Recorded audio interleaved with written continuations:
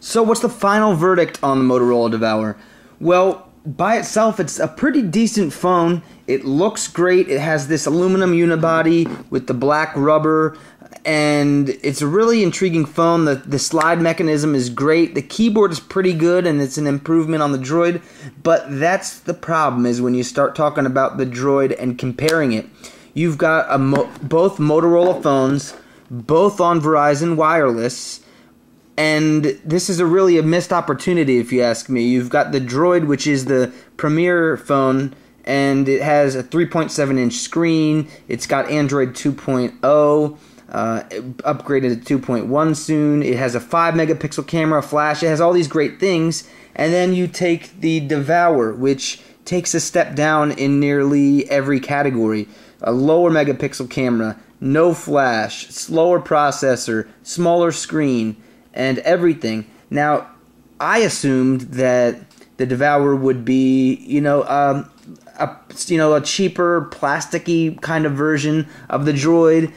It would be lighter, it would be smaller, and it would be discounted. It'd be like half-priced.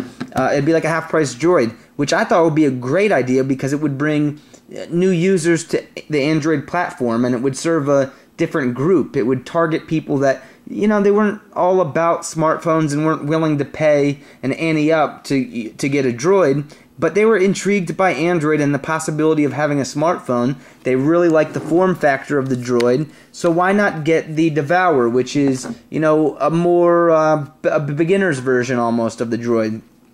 But as soon as I picked it up, I felt the heft of it, and I'm thinking to myself, a 3.1-inch screen, it's smaller than the Droid. Everything about it is lower specs than the Droid, but it's heavier than the Droid, and it's thicker in every dimension than the Droid, and that is what just, I don't know, I'm a little bit confused by that decision. I think Motorola and Verizon kind of missed out on an opportunity to make an offering in between your typical feature phone and your your top tier phone on your that you're offering.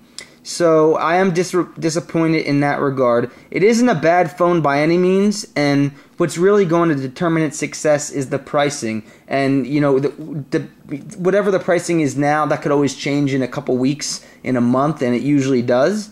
So it will be interesting to see how the Devour is priced compared to the Droid. I was really excited for this phone. I really wanted to love it. I really wanted to suggest it to all the people out there debating whether or not to get Android as their first Android device, but it just doesn't do that for me. And unless the pricing is competitive enough so that you're going to save $100 or so, in my mind, the Devour needs to be half the price of the Droid, and to make it worthwhile, and depending on what the price is. But I could go on forever about how I'm a little bit confused, but I do, like I said, I like the phone.